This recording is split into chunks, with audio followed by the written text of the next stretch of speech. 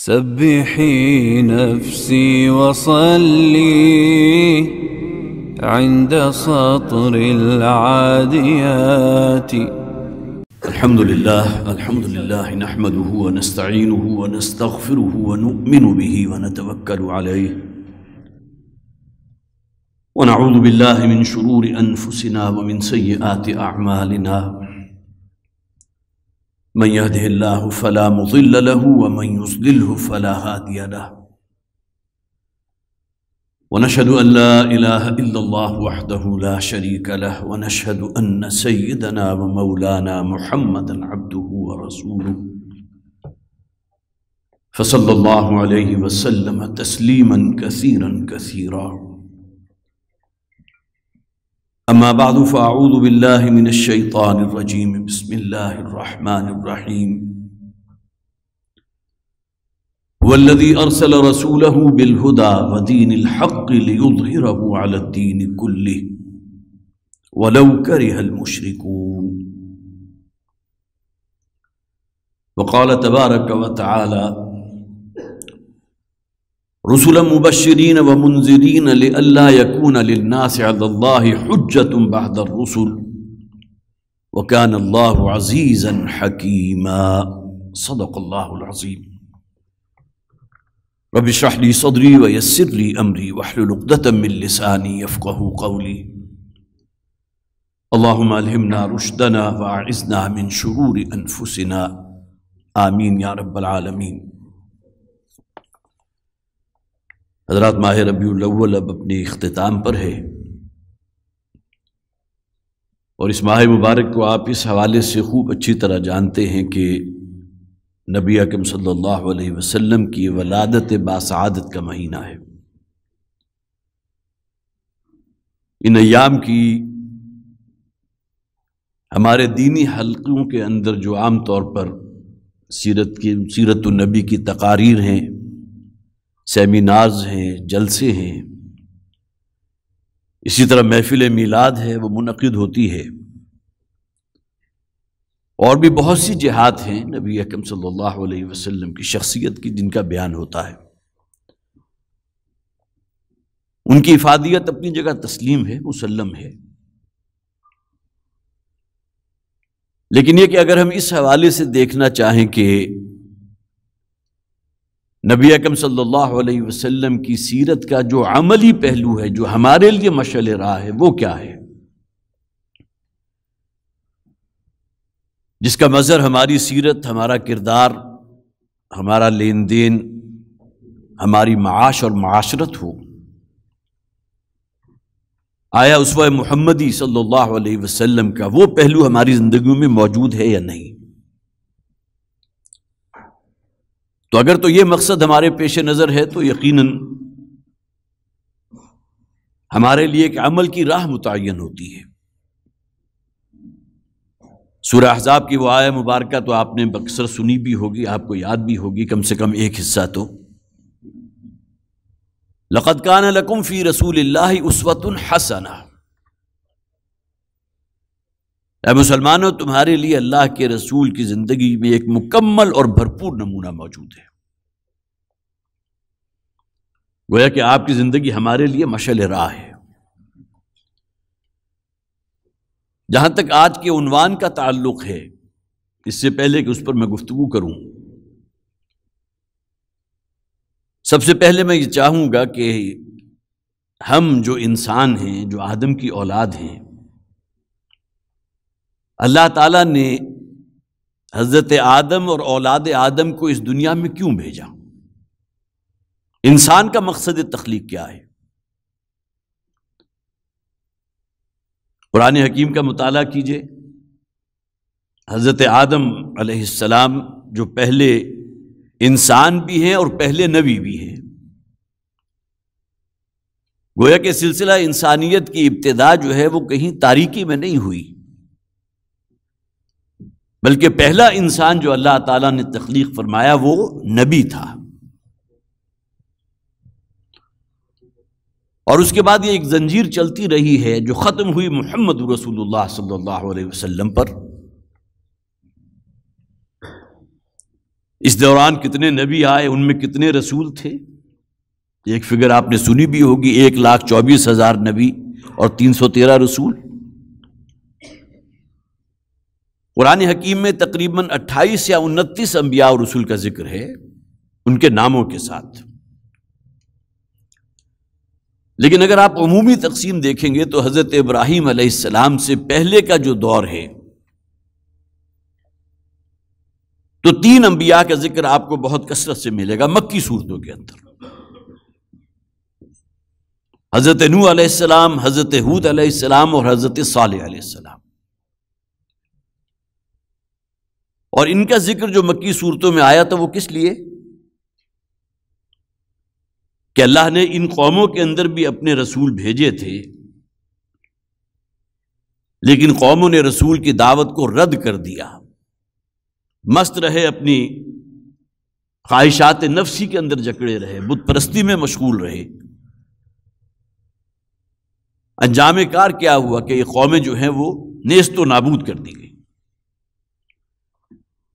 اللہ کا عذاب آیا، خواہ وہ کسی صاعقہ کی شکل میں تھا، چنگھاڑ کی شکل میں، چیخ کی شکل میں، یا رجفہ تھا، بڑا زلزلہ تھا، یا خسف تھا، زمین پھٹ گئی اور پوری کی پوری آبادی جو ہے زندہ دفن کر دی گئی، یا آسمان سے پتھروں کی بارش بھی ہوئی، یا طوفان نوح کی شکل۔ مکی صورتوں کا مطالعہ کیجئے تو یہ تمام جو انباء و رسول ہیں آپ کو بڑی تفصیل سے ملیں گے۔ پھر حضرت آدم علیہ السلام کے بعد جو حضرت ابراہیم علیہ السلام کے بعد جو سلسلہ شروع ہوا، آپ کی اولاد کی 2 شاخیں ہیں، بنی اسرائیل اور بنی اسماعیل۔ بنی اسرائیل کے اندر حضرت اسحاق، حضرت یعقوب اور اس کے بعد حضرت یوسف، اور آگے سلسلہ جو چلا ہے تو سینکڑوں نہیں بلکہ ہزاروں انبیاء ہیں۔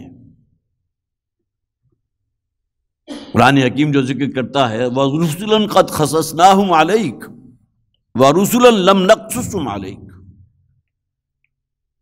بہت سے رسول وہ ہیں کہ جن کا ذکر ہم نے قرآن میں کر دیا، اور بہت سے وہ ہیں، اکثریت ان کی ہے جن کا ذکر نہیں کیا، ان کے نام نہیں ہے۔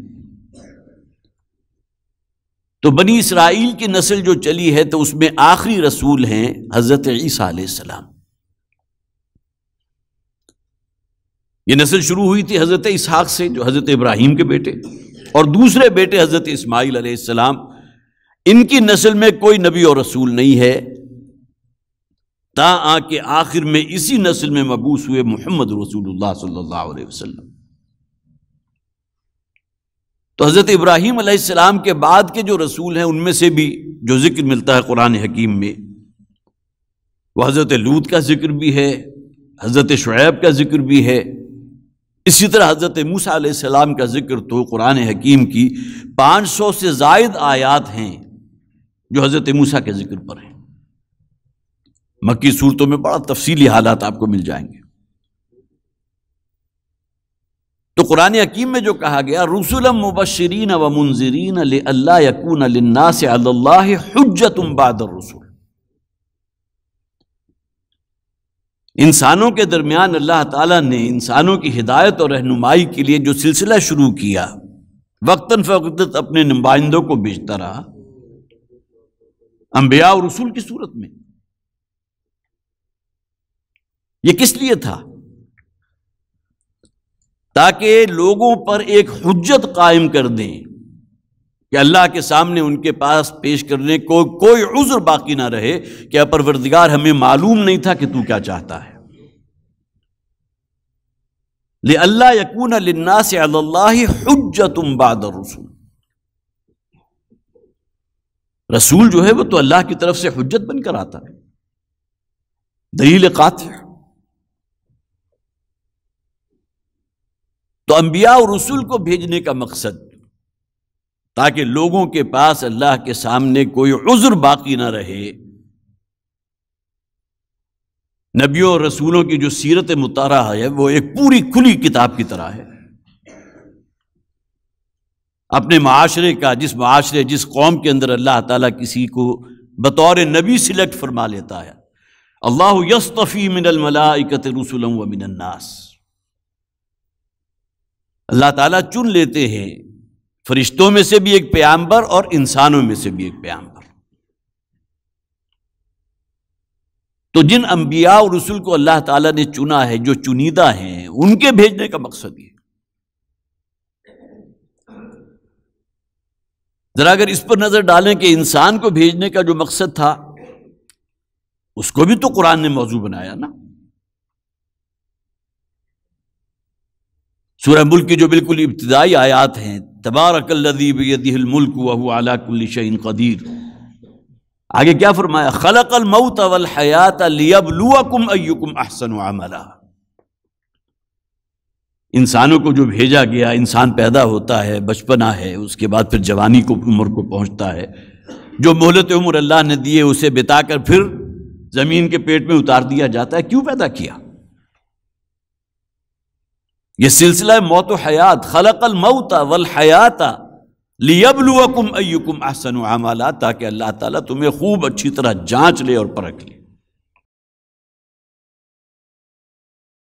کسی کا اگر امتحان لیا جاتا ہے تو کچھ نہ کچھ اسے دیا جاتا ہے، تو امتحان لیتے ہیں نا۔ سورہ دہر کے اندر اس موضوع کو بھی لیا گیا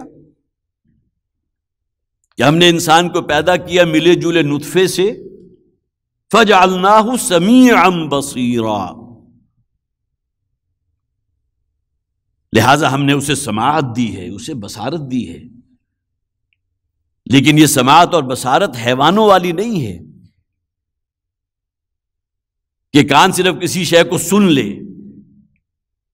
اور آنکھ صرف کسی شے کو دیکھ لے، بلکہ انسانوں کے اندر خیر اور شر کی تمیز رکھی ہے۔ وہ حق بات سنتا ہے، اسے قبول کرتا ہے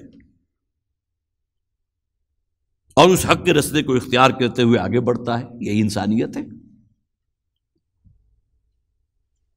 اسی طرح کسی شے کو مجرد حیوانوں کی طرح دیکھتا نہیں ہے، بلکہ اسے عبرت حاصل کرتا ہے، اللہ کی پہچان اور معرفت میں اضافہ ہوتا ہے۔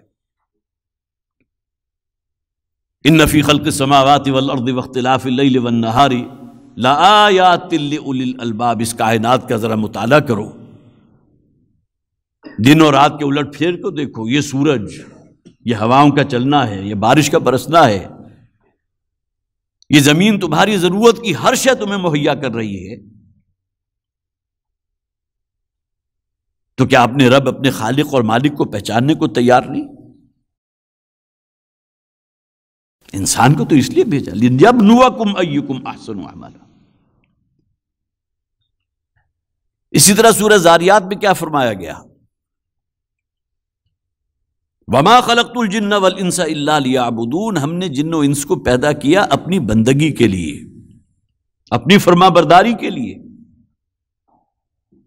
انسان کو اختیار ہم نے دیا ہے، لیکن اگر اس اختیار کا غلط استعمال کرے گا اور ہمارا مد مقابل بن کر کھڑا ہوگا، باغی اور سرکش بنے گا،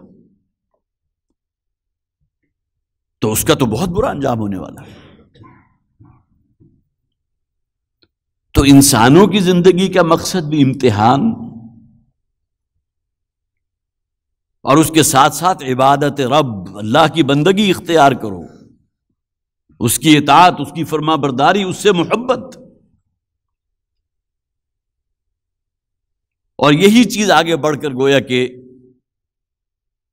نبی اور رسول جو ہے، خاص طور پر رسول جو اللہ تعالیٰ جس کو بھیجتا ہے، تو اس کے بارے میں تو قرآن میں کہا گیا کتب اللہ لأغلبن انا ورسلی، رسول کو تو اللہ تعالیٰ بھیجتا ہی غالب ہونے کے لیے۔ انبیاء کا قتل ہوا ہے، قرآن خود گواہ ہے، بنی اسرائیل نے کتنے ہی انبیاء کو قتل کیا، حضرت یحییٰ علیہ السلام کو قتل کیا، لیکن رسول تو قتل نہیں ہو سکتا، رسول تو حجت ہے۔ جس قوم کی طرف اللہ نے رسول کو بھیجا، اگر اس نے رد کر دیا رسول کی دعوت کو، تو وہ پھر ہلاک کر دی جاتی ہے، کوئی جواز نہیں ہے اس کو زندہ رہنے کا۔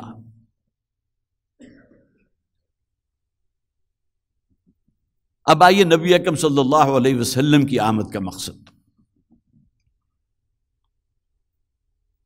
دیکھیے۔ اس سے پہلے کہ اس موضوع پر میں مزید کوئی بات عرض کروں، حضور کی زندگی پر ذرا ایک طائرانہ نظر ڈالیے، بہت ہی مختصر وقت میں۔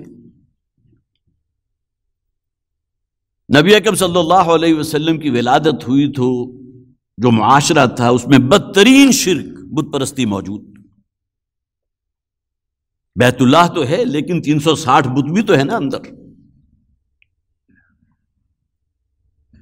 حج کی عبادت ہے، طواف کرتے ہیں، لیکن بالکل برہنہ ہو کر طواف کرنے کو بہت بڑا نیکی کا کام سمجھتے ہیں۔ قربانیاں ہو رہی ہیں، اونٹ قربان ہو رہا ہے، جانور قربان ہو رہے ہیں، لیکن بتوں کے نام پر۔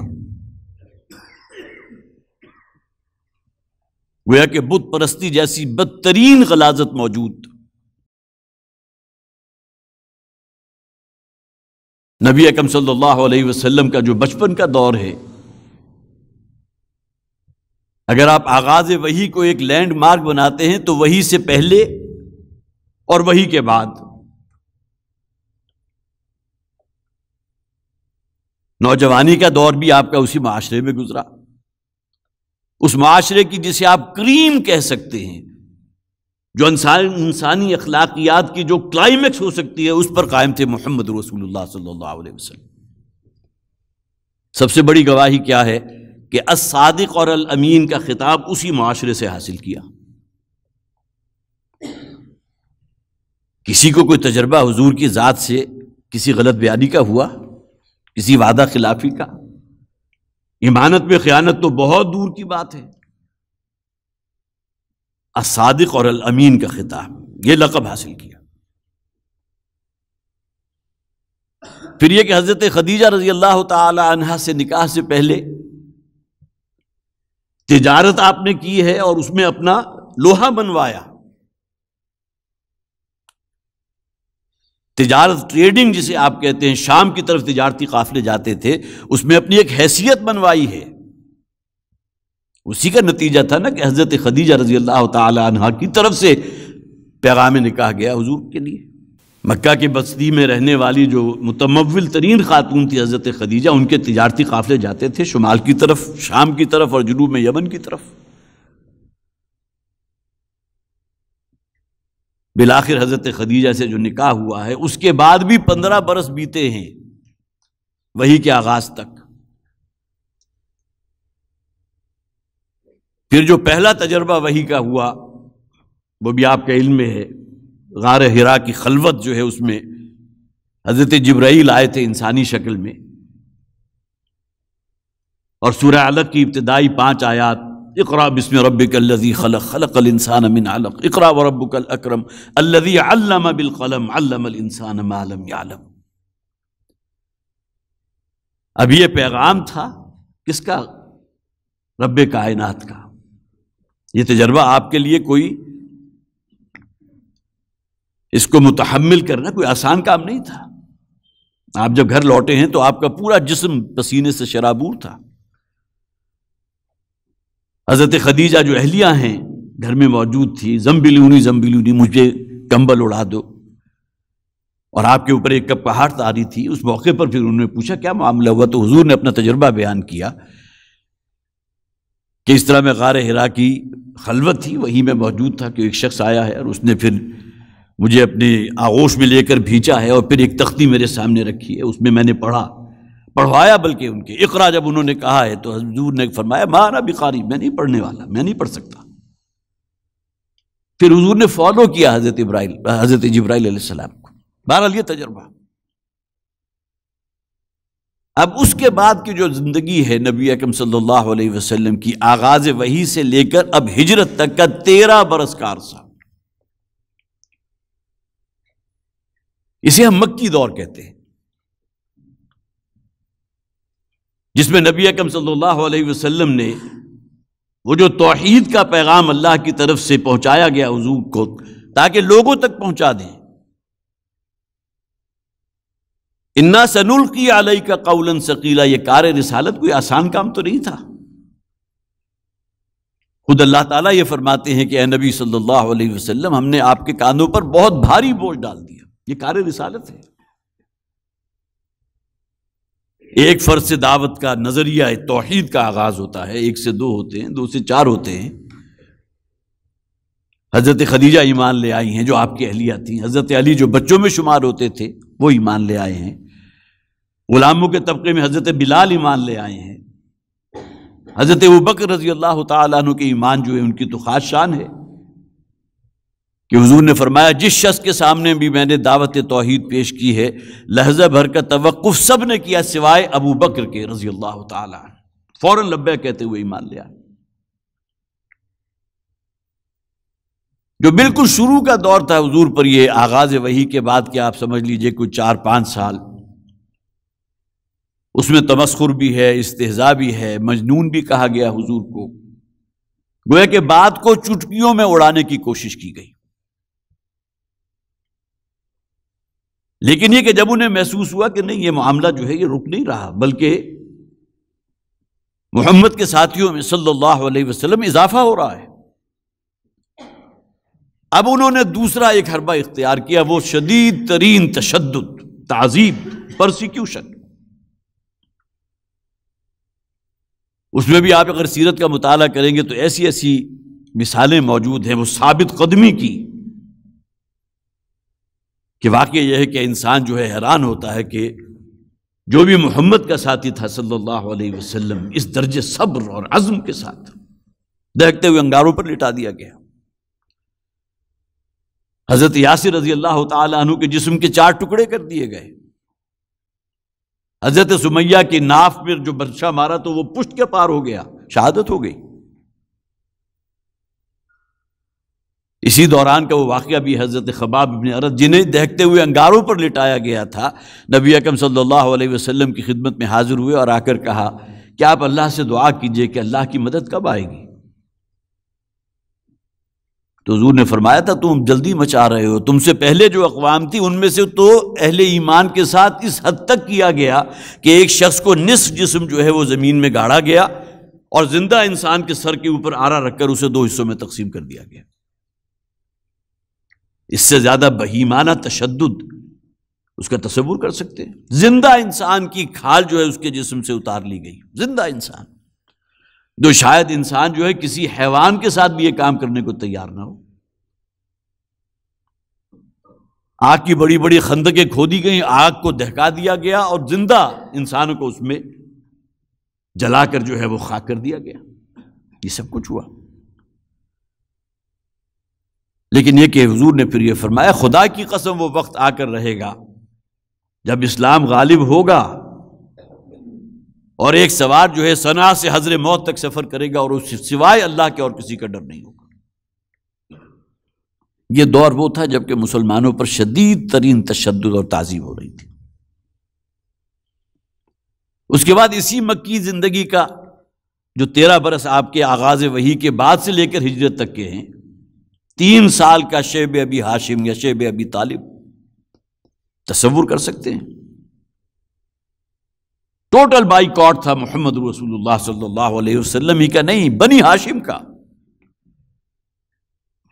اور اسی شیب ابی طالب کی جو وادی ہے اس میں ابو طالب بھی موجود ہیں جو حضور پر ایمان تو نہیں لائے. حضرت خدیجہ بھی موجود ہیں، وہ تمام جو وہ صعوبت ہے وہ برداشت کر رہے ہیں. کھانے کے لیے کچھ نہیں، پینے کا پانی کہاں سے آتا ہوگا. یہ 3 سال کاٹے ہیں محمد رسول اللہ صلی اللہ علیہ وسلم نے. اسی دوران میں حضرت خدیجہ کا بھی انتقال ہو گیا، حضرت ابو طالب جو ہیں ان کا بھی انتقال ہو گیا. یہی وجہ کہ اس سال کو عام الحزن کہا جاتا ہے کہ یہ بڑا غم کا سال تھا محمد رسول اللہ صلی اللہ علیہ وسلم کے لیے. اس لیے کہ اس دنیاوی اعتبار سے اگر آپ دیکھیں تو ایک پروٹیکشن جو حضور کو حاصل تھی بنو ہاشم کی طرف سے ابو طالب کی شکل میں، وہ اب اس دنیا میں نہیں رہے. اس کے بعد کے مرحلے میں حضور کا طائف کا سفر ہے، پھر طائف سے واپسی کا جو معاملہ ہوا، وہاں جو کچھ آپ کے ساتھ معاملہ ہوا، تاک تاک کر پتھر مارے گئے ہیں، آپ کا جسم مبارک جو ہے خون سے لہو لہان ہوا. یہ مکی دور کی ایک ہلکا سا نقشہ میں نے آپ کے سامنے رکھا. اب آئیے جو مدینہ کی کھڑکی کھلی ہے جہاں سے اب ٹھنڈی ہوائیں آنا شروع ہوئیں، یہ سن 10 نبوی ہے، گویا کہ ہجرت سے 3 سال پہلے کہ مدینہ سے 5 یا 6 افراد آئے اس بات کو ذہن میں رکھیے کہ مدینہ میں یہودیوں کے 3 قبائل آباد تھے، اور ان یہودیوں کے یہ بات یہ اس لیے کہ ان کی تورات میں موجود تھا، آخری نبوت اور رسالت کا ظہور ہوگا، اس کی یہی سرزمین ہے، تو یہودی منتظر تھے آخری رسول کی آمد کے۔ لیکن انہیں یہ زعم تھا کہ جس طرح تمام انبیاء اور رسول بنی اسرائیل ہی میں آتے رہے، کہ اللہ تعالیٰ آخری رسول بھی مبعوث فرمائیں گے تو وہ بنی اسرائیل میں سے ہوگا، لیکن اللہ تعالیٰ نے آخری رسالت جو نبی اکرم صلی اللہ علیہ وسلم کی بعثت کے لیے بنی اسماعیل کا انتخاب فرمایا۔ اب جو حسد ان کے اندر پیدا ہوا، جو اصل میں ان کی نفرت اور کینہ مسلمانوں کے خلاف، خود محمد رسول اللہ صلی اللہ علیہ وسلم سے دشمنی پیدا ہوئی، تو اس کی وجہ تو یہی ہے کہ بنی اسماعیل میں کیوں ان کی بعثت ہو گئی۔ اور آپ کہہ سکتے ہیں کہ پھر گویا کہ ان کے آخری جو ایک جسے آپ کہیے تابوت کا آخری کیل کیا تھا، تحویل قبلہ کا معاملہ، کہ ہجرت کے بعد تقریباً 17 مہینے نبی اکرم صلی اللہ علیہ وسلم جب مدینہ میں رہے ہیں تو آپ نے بیت المقدس شمال کی طرف رخ کر کے نماز ادا کی، تاکہ جب بڑا تفصیلی حکم آ گیا سورہ بقرہ کے اندر فَوَلِّ وَجْهَكَ شَطْرَ الْمَسْجِدِ الْحَرَامِ، تو اب آپ نے اپنے چہرے کو مسجد حرام کی طرف کیا۔ اور یہاں بھی حضور کی جو محبت تھی بیت اللہ کے ساتھ، اس کا نقشہ قرآن نے کھینچا، بڑے خوبصورت الفاظ ہیں، قَدْ نَرَىٰ تَقَلُّبَ وَجْهِكَ فِي السَّمَاءِ، اے نبی ہم آپ کے چہرے کا بار بار آسمان کی طرف اٹھنا دیکھ رہے ہیں، کب اللہ کی طرف سے حکم آئے، اور اپنے رخ کو بیت اللہ کی طرف کر لے، فَوَلِّ وَجْهَكَ شَطْرَ الْمَسْجِدِ الْحَرَامِ۔ بہرحال ان یہودیوں کی وجہ سے مسلمانوں، وہاں جو لوگ اس وقت موجود تھے جو مدینہ کے رہنے والے تھے، انہیں یہ خبر تو مل گئی کہ آخری رسول کی یہ بعثت کا وقت آ گیا، قریب ہے، اور جیسے ہی انہیں یہ معلوم ہوا کہ نبی اکرم صلی اللہ علیہ وسلم وہاں مکے میں موجود ہیں اور آپ نے دعویٰ کر دیا ہے رسالت کا، تو 5 افراد آئے ہیں سن 10 میں، اور انہوں نے بیعت کی حضور کے ہاتھ پر، جسے ہم بیعت عقبہ اولیٰ کہتے ہیں۔ پھر سن 11 میں 12 افراد آ گئے، اور انہوں نے آ کر نبی اکرم صلی اللہ علیہ وسلم سے یہ کہا کہ اگر آپ ہمیں قرآن کا پڑھانے والا کوئی بھیج دے ہمارے ساتھ، جو ہمیں قرآن کا علم دے، قرآن کی دعوت ہم تک پہنچائے۔ تو نبی اکرم صلی اللہ علیہ وسلم نے حضرت مصعب بن عمیر رضی اللہ تعالیٰ عنہ کو یہ ڈیوٹی دی، اور وہ ان کے ساتھ ان کو روانہ کر دیا۔ اب اس سے اگلے سال سن 12 میں 72 یا 75 افراد آ گئے۔ اب گویا کہ وہ مکہ شہر جو حضور کا مولد ہے، جہاں آپ کی ولادت ہوئی ہے، جہاں بیت اللہ ہے، وہ تو حضور کے خون کا پیاسا ہے۔ ان کے ہاں دار ارقم کے اندر یا جو بھی ان کے ہاں موجود تھا، جو جہاں مشاورت ہوتی تھی، یہ طے کر لیا گیا تھا کہ نبی اکرم صلی اللہ علیہ وسلم کو اب ہم مزید برداشت کرنے کو تیار نہیں ہیں۔ جیسا کہ قرآن حکیم میں آیا نا، یہ چاہتے یہ ہیں جس نبی اور رسول کو بھی اپنی قوم کی طرف بھیجا تو قوم چاہتی ہے یا تو انہیں جلا وطن کر دیں یا ان کا جو ہے وہ کام تمام کر دیں، ختم کر دیں، شہید کر دیں۔ تو حضور کے لیے بھی یہ فیصلہ تو کر لیا گیا، بڑی پلاننگ کے ساتھ کیا گیا، لیکن یہ کہ اللہ تعالیٰ بھی تو ہے نا، انہم یکیدون کیدا واکید کیدا، ان کی اپنی چالیں ہیں، اپنی تدبیریں ہیں، لیکن یہ کہ اللہ تعالیٰ فرماتے ہیں میری بھی ایک تدبیر ہے، میری بھی ایک چال ہے، واللہ خیر الماکرین، اللہ تعالیٰ ہے بہترین تبدیل کرنے والا۔ بہرحال یہ مکہ کی سرزمین حضور کے خون کی پیاسی، اور ادھر جو ہے مدینہ میں انتظار ہو رہا ہے نبی اکرم صلی اللہ علیہ وسلم کا، اور آپ مدینہ میں داخل ہوئے ہیں تو بے تاج بادشاہ کی حیثیت سے داخل ہوئے۔ یہ 4 اصطلاحات قرآن حکیم میں 4 مختلف صورتوں میں موجود کہ نبی اکرم صلی اللہ علیہ وسلم نے یہ جو عظیم انقلاب برپا فرمایا، تو اعلیٰ انقلاب تو قرآن تھا، یتلو علیہم آیاتہ ویزکیہم ویعلمہم الکتاب والحکمہ۔ تو نبی اکرم صلی اللہ علیہ وسلم کی جو امتیازی شان ہے وہ اس دین کو بالفعل قائم کر دینا. لہٰذا یہ اصطلاحات بھی آپ میں سے بعض حضرات نے سنی ہوں گی، جو حضرات بھی ہمارے تنظیم کے رفقا ہیں. ایک حضور کی بعثت خصوصی تھی الی اہل عرب، جسے نبی اکرم صلی اللہ علیہ وسلم نے اپنی مہلت عمر میں پایا تکمیل تک پہنچا دیا. الیوم اکملت لکم دینکم واتممت علیکم نعمتی ورضیت لکم الاسلام دینا. اسلام کا جھنڈا سر بلند ہو گیا. گویا کہ بعثت محمدی صلی اللہ علیہ وسلم کا جو خصوصی پہلو تھا وہ اپنی تکمیل تک پہنچ گیا. لیکن حضور تو تمام انسانوں کے لیے رسول بنا کر بھیجے گئے. الی کافۃ الناس بشیرا ونذیرا، کافۃ الناس، تمام انسانوں کے لیے. ہر رسول کی دعوت کیا تھی؟ صرف اپنی قوم کے لیے. یا قوم اعبدوا اللہ ما لکم من الہ غیرہ، اے میری قوم کے لوگوں، اللہ کے سوا کوئی معبود نہیں ہے، اس کے ساتھ شرک نہ کرو. لیکن قرآن حکیم کیا کہتا ہے؟ یا ایھا الناس، اے بنی نوع انسان. اس لیے کہ نبی اکرم صلی اللہ علیہ وسلم صرف اہل عرب کے لیے رسول بنا کر نہیں بھیجے گئے تھے، بلکہ پوری نوع انسانی کے لیے. تو مدنی دور کی اگر یہ تمام ادوار آپ کے سامنے ہیں، جس میں غزوات ہیں، غزوہ بدر ہے، غزوہ احد ہے، غزوہ احزاب ہے، اور جیسا کہ میں نے عرض کیا غزوہ بدر سے پہلے 8 فوجی مہمات بھی ہیں.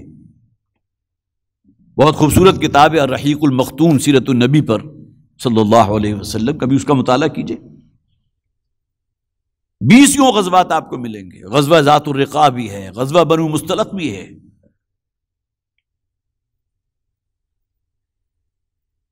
پھر یہ کہ بالآخر اللہ تعالیٰ نے اپنے رسول کے ہاتھوں وَلِتَكُونَ كَلِمَةُ اللَّهِ هِيَ الْعُلْيَا، اللہ کا کلمہ سب سے سر بلند ہوا. فتح مکہ، نبی اکرم صلی اللہ علیہ وسلم داخل ہوئے مکہ میں فاتح کی حیثیت سے. لیکن عام طور پر جو فاتح جرنیل ہوتے ہیں ان کا نقشہ کیا ہوتا ہے؟ گردن اکڑی ہوئی ہوتی ہے، غرور ہے، تکبر ہے. اور سیرت کا مطالعہ کریں گے تو آپ کو معلوم ہوگا نبی اکرم صلی اللہ علیہ وسلم کی گردن اتنی جھکی ہوئی تھی کہ جس سواری پر آپ سوار تھے اس کی گردن کے بالوں سے آپ کا سر جو ہے وہ مس ہو رہا تھا. یہ تواضع ہے ان کے ساری. پھر یہ کہ بیت اللہ کا دروازہ کھولا گیا اور وہاں جتنے بت تھے حضور نے اپنے ہاتھ سے دست مبارک سے، ایک عصا آپ کے پاس تھی، جاء الحق وزهق الباطل ان الباطل کان زہوقا، ایک ایک بت کو گرا دیا. اس لیے کہ اب حق کا غلغلہ ہے، حق سر بلند ہے، اور آج باطل کا کوئی وجود نہیں. تو جب بھی سیرت کا ذکر ہوگا، محمد رسول اللہ صلی اللہ علیہ وسلم کا ذکر ہوگا، تو ہم اس بات کو خاص طور پر ہمیں نوٹ کرنا چاہیے کہ آپ نے یہ جو انقلابی جد و جہد کی ہے، اپنے قریب ترین کے ساتھیوں کے جانوں کا نذرانہ بھی پیش کیا. کتنی کچھ محبت تھی حضور کو حضرت حمزہ کے ساتھ، کتنے رشتے تھے حضرت حمزہ سے. سگے چچا زاد بھائی بھی ہے، بچپن کے کھیلے ہوئے ساتھی بھی ہیں، ہم عمر بھی ہیں، رضائی بھائی بھی ہیں. یہ رضاعت کا جو ایک تعلق ہوتا ہے نا دو انسانوں کے درمیان، سگے بھائیوں سے بڑھ کر ہوتا ہے. لیکن یہ کہ میدان احد میں آپ نے دیکھا، آپ کے علم میں ہے، سیرت کی کتابوں کا مطالعہ کیجئے.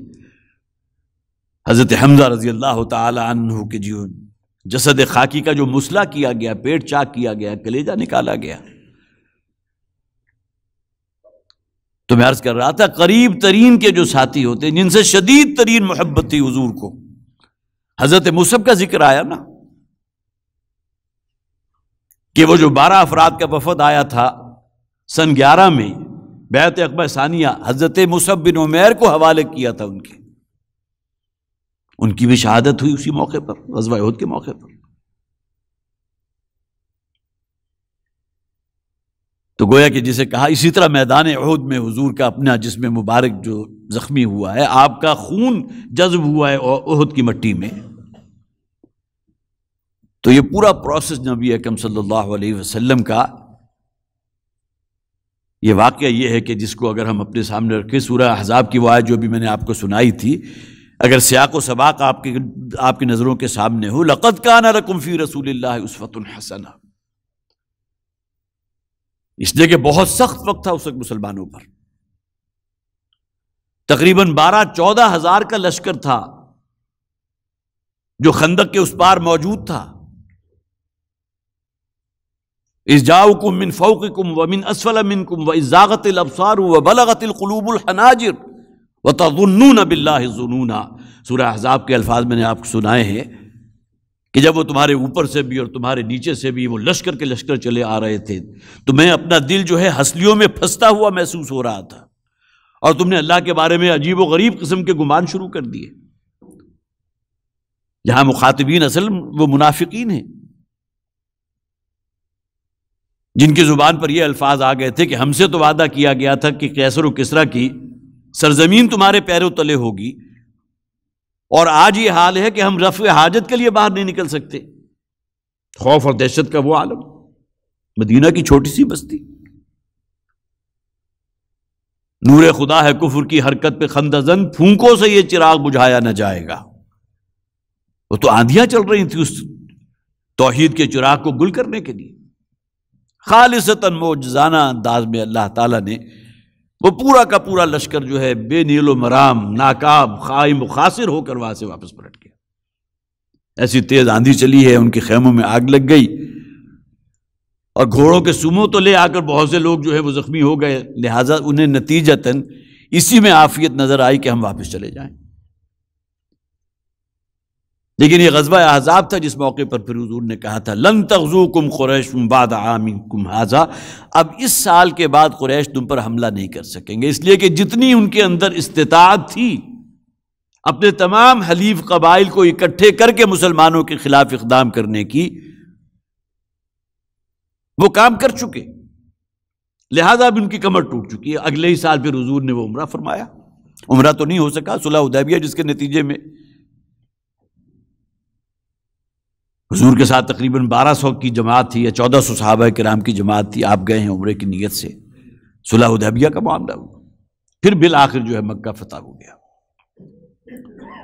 اب یہاں میں خاص طور پر ہائی لائٹ کرنا چاہوں گا حجۃ الوداع کے موقع پر نبی اکرم صلی اللہ علیہ وسلم نے جو خطبہ ارشاد فرمایا تھا، فرسٹ ہیومن چارٹر،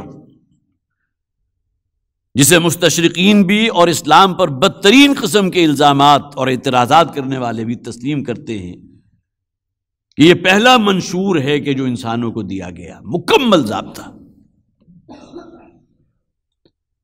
کبھی موقع ملے تو اس کا مطالعہ کیجئے، کس کس پوائنٹ کو حضور نے لیا، کس طرح بالکل الیبوریٹ کیا ہے ہر بات کو. 1,24,000 کا مجمع، اور اس مجمع سے حضور نے گواہی لی تھی ایک بات کی،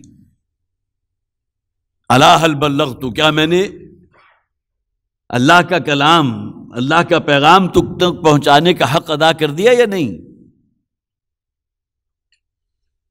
1,24,000 کے مجمع نے بیک آواز جواب دیا تھا، انا نشہد انک قد بلغت وادیت ونصحت، ہم گواہی دیتے ہیں، ہم گواہ ہیں اس بات پر کہ آپ نے حق تبلیغ ادا کر دیا، حق نصیحت ادا کر دیا. اس کے بعد نبی اکرم صلی اللہ علیہ وسلم نے اللہم اشہد، اے پروردگار تو بھی گواہ رہے. گویا کہ میرے ذمے جو کام لگا تھا آج میں اس سے سبکدوش ہو گیا. اگرچہ صلح حدیبیہ کے فوراً بعد ہی نبی اکرم صلی اللہ علیہ وسلم نے خطوط لکھنے شروع کر دیے تھے، جو شاہ حبش ہے اس کے نام بھی خط گیا، مقوقس جو مصر کا تھا اس کے نام بھی کیا، قیصر روم کی طرف بھی خط بھیجا، اور کسریٰ کی طرف بھی حضور کا نام مبارک گیا. گویا کہ اس انقلابی پروسیس کا جو بین الاقوامی فیز ہے اس کا آغاز نبی اکرم صلی اللہ علیہ وسلم نے صلح حدیبیہ کے بعد کر دیا تھا. اقدام کا مرحلہ بعد میں آیا. جب مکہ فتح ہو گیا تو اس کے بعد ہے سلطنت روما سے جو ٹکراؤ ہوا ہے، 3 لاکھ کی مسلح فوج موجود ہے بارڈر پر۔ سورہ توبہ کے اندر بڑی تفصیل کے ساتھ ذکر ہے اس غزوے کا، کمنٹس ہیں اللہ کی طرف سے۔ منافقین کا نفاق جس طرح ان کی زبانوں پر آ گیا، غزوہ احزاب کے موقع پر بھی وَمَا وَعَدَنَا اللَّهُ وَرَسُولُهُ إِلَّا غُرُورًا، ہم سے جو وعدہ کیا اللہ اور اللہ کے رسول نے وہ جھوٹ پر مبنی وعدہ تھا، معاذ اللہ۔ لیکن یہ کہ وہی موقع تھا نا غزوہ احزاب کے، جبکہ مسلمانوں کی زبان سے کیا نکلا؟ هَذَا مَا وَعَدَنَا اللَّهُ وَرَسُولُهُ، یہی تو ہے جس کا وعدہ کیا تھا اللہ اور اللہ کے رسول نے۔ کیا آزمائشیں آئیں گی، سختیاں آئیں گی۔ وَلَنَبْلُوَنَّكُمْ بِشَيْءٍ مِّنَ الْخَوْفِ وَالْجُوعِ وَنَقْصٍ مِّنَ الْأَمْوَالِ وَالْأَنفُسِ وَالثَّمَرَاتِ، ہاں تمہیں حکم کیا ہے؟ وَبَشِّرِ الصَّابِرِينَ، یہ صبر کرنے والوں کو آپ بشارت دے دیجئے، ان کی ابدی زندگی اللہ کی رضا حاصل ہوگی۔ تو یہ بین الاقوامی فیز کا آغاز ہوا، اور اس موقع پر جو میں عرض کر رہا تھا، جب تمام لوگوں سے حضور نے گواہی دے لی تو اس کے بعد پھر ایک اہم میسج ہے جو میرے اور آپ کے لیے ہے۔ گویا کہ وہ کار رسالت کی بھاری ذمہ داری جو نبی اکرم صلی اللہ علیہ وسلم کے کاندھوں پر تھی، وہ اب منتقل کی ہے حضور نے امت کے کاندھوں پر،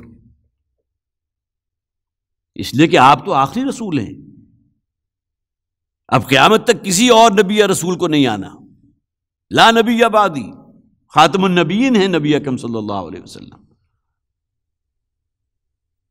لہذا الفاظ کیا ہیں؟ فَلْيُبَلِّغِ الشَّاهِدُ الْغَائِبَ، آج جو لوگ یہاں موجود ہیں ان کے ذمے ہے اس پیغام کو پہنچانا ان لوگوں تک جو یہاں موجود نہیں۔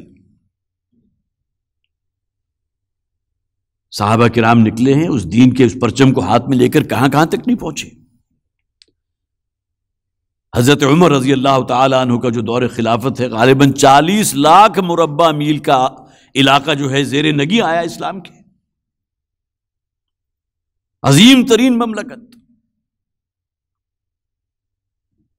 یہ وہی دست و بازو تھے محمد رسول اللہ۔ نبی اکرم صلی اللہ علیہ وسلم پر ایمان کا جو تقاضا ہے اس کے یہ 2 رکن ہیں، ان دونوں کو اگر آپ ملا لیں گے تو ایک اصطلاح وجود میں آتی ہے، وہ اتباع،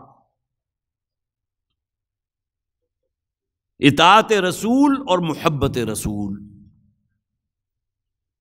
یہ ایمان کے 2 ارکان، ایمان برسالت کے۔ اور نبی اکرم صلی اللہ علیہ وسلم نے اپنے فرامین میں ان دونوں کو جو جمع کیا، 2 الگ احادیث ہیں۔ لا یؤمن احدکم حتی یکون ہواہ تبعا لما جئت بہ، تم میں سے کوئی شخص مومن نہیں ہو سکتا جب تک کہ وہ اپنی خواہشات نفس کو تابع نہ کر دے اس ہدایت کے جو میں دے کر بھیجا گیا، اطاعت کلی۔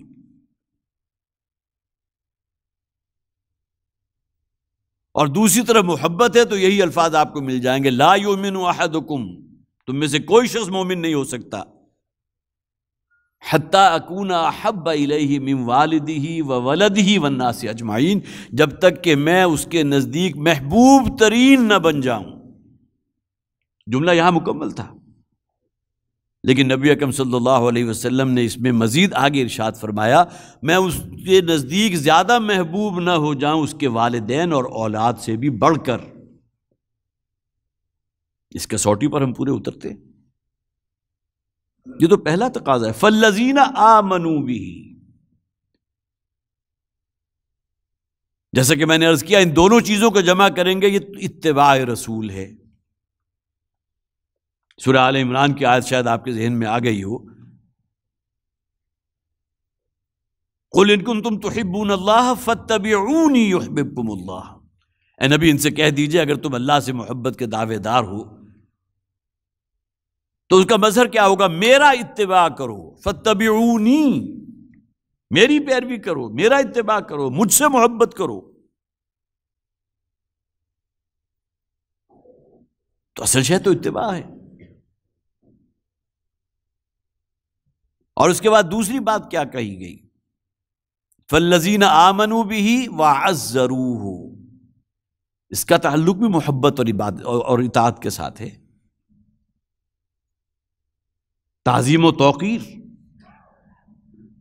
ظاہر ہے محبت اسی کی ہوگی نا جس کا آپ کے دل کے اندر ادب ہے، کوئی احترام ہے. کوئی شخص دعوے دار ہے کہ مجھے اپنے والد سے بڑی محبت ہے، لیکن والد کا حکم جو ہے وہ پاؤں تلے رونتا ہے، تو آپ اس کا محبت کا دعویٰ اس کے منہ پر دے ماریں گے.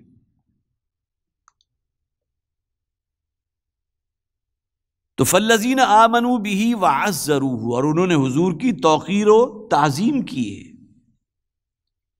ونصروہ، اور مدد کی محمد رسول اللہ صلی اللہ علیہ وسلم کی. آمنوا بہ، یہ جو ہا کا صیغہ یہ کدھر جا رہا ہے؟ حضور کی طرف. اس لیے کہ آغاز کیا ہوا تھا اس آیت کا؟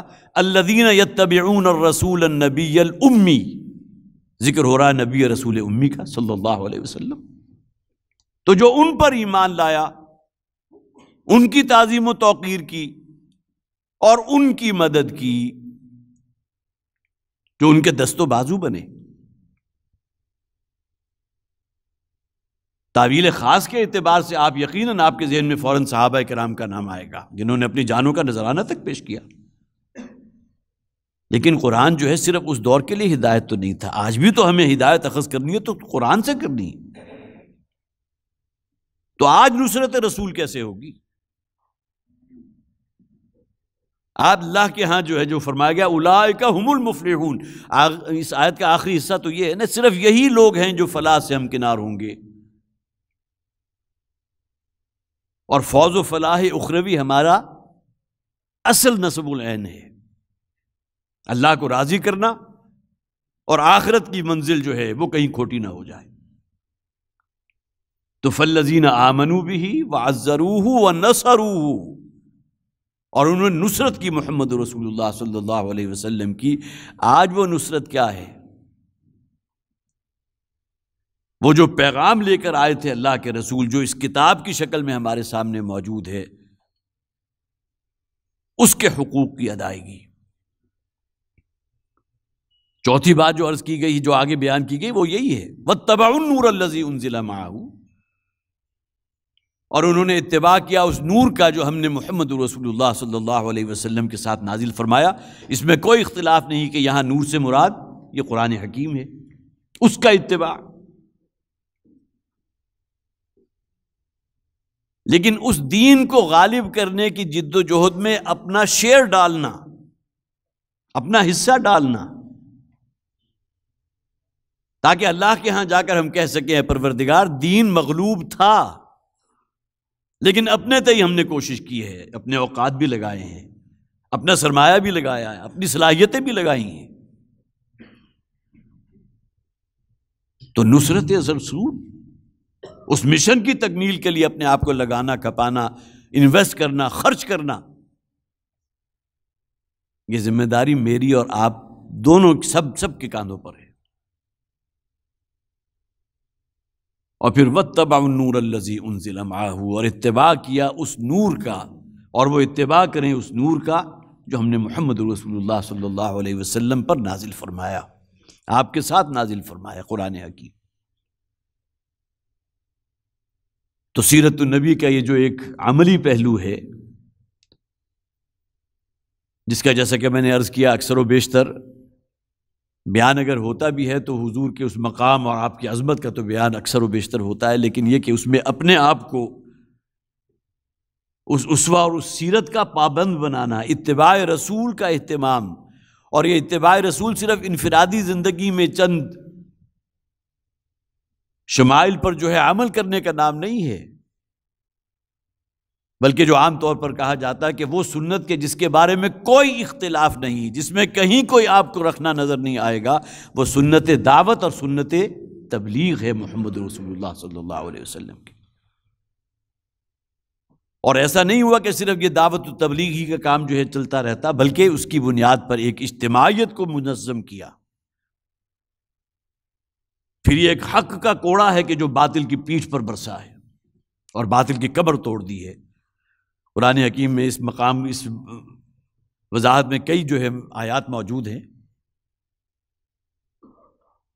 قرآن کا وہ متن تو اس وقت میرے ذہن میں نہیں آ رہا، لیکن یہ کہ ہم حق کا کوڑا باطل کو مارتے ہیں اور وہ اس کا بھیجا نکال دیتا، برکس نکال دیتا۔ لقد ارسلنا رسولنا بالبینات وانزلنا معهم الکتاب والمیزان لیقوم الناس بالقسط۔ ہم اپنے رسولوں کو بھیجتے رہے ہیں بہت واضح تعلیمات کے ساتھ، روشن دلائل کے ساتھ، معجزات کے ساتھ، اور کتاب اور میزان، نظام عدل اجتماعی، تاکہ لوگ انصاف پر قائم ہو جائیں، لوگوں پر جو ظلم ہو رہا ہے اس ظلم کی چکی اور ان کے استبداد سے لوگوں کو نجات دلائیں۔ لیقوم الناس بالقسط وانزلنا الحدید فیہ باس شدید ومنافع للناس، اور اس کام کے لیے ہم نے پھر لوہا بھی اتارا ہے جس کے اندر جنگ کی صلاحیت موجود ہے۔ یہی وجہ ہے کہ آپ کو ہجرت کے بعد نبی اکرم صلی اللہ علیہ وسلم گھوڑے کی ننگی پیٹھ پر ننگی تلوار ہاتھ میں لیے ہوئے نظر آ رہے ہیں، نہ صرف آپ بلکہ آپ کے ساتھی، آپ کے دست و بازو۔ اللہ تعالی ہمیں توفیق دے کہ واقعتاً سیرت کا وہ جو ایک وسیع تر ایک پرسپیکٹیو ہے اس میں ہم اپنا جائزہ لیں، اور نبی اکرم صلی اللہ علیہ وسلم کے ساتھ جو ہمارا ایک تعلق ہے، سچے امتی ہونے کا تعلق، اللہ تعالیٰ اس کرائیٹیریا اور اس معیار پر ہمیں جو ہے کامیاب فرمائے، اور اس دین کے لیے جو بھی اپنی محنت کر رہے ہیں، کوشش کر رہے ہیں، اپنا وقت لگا رہے ہیں، اللہ تعالیٰ اس میں برکت عطا فرمائے۔ ایک چھوٹا سا ادارہ یہاں قرآن اکیڈمی کے نام سے ہے، ایک بڑا ہی قرآن اکیڈمی لاہور میں بھی موجود ہے، اسی طرح کراچی بھی ہے، اسی طرح ملتان میں بھی ہے، جھنگ میں بھی قرآن اکیڈمی ہے، اسلام آباد میں بھی ایک بہت ہی بڑا قطعہ اراضی جو ہے وہاں قرآن اکیڈمی کی اب تعمیر ہو رہی ہے۔ اللہ تعالیٰ ان تمام مساعی کے اندر برکت فرمائے، اور واقعتاً ہمیں اللہ اپنے رسول کے ساتھ ایک سچی نسبت اور اپنی اس کتاب کے ساتھ ہمیں آ رہا ایک سچا تعلق جو ہے پیدا فرمائے۔ بس اسی پر میں اپنی گزارشات ختم کر رہا ہوں، آپ سے دعا کی اس درخواست کے ساتھ کہ میرے لیے بھی دعا کیجیے، اور یہ کام جو ہم کر رہے ہیں اس کے لیے بھی خاص طور پر برکت کی دعا کیجیے۔ بارک اللہ لی ولکم فی القرآن العظیم ونفعنی وإیاکم بالآیات والذکر الحکیم۔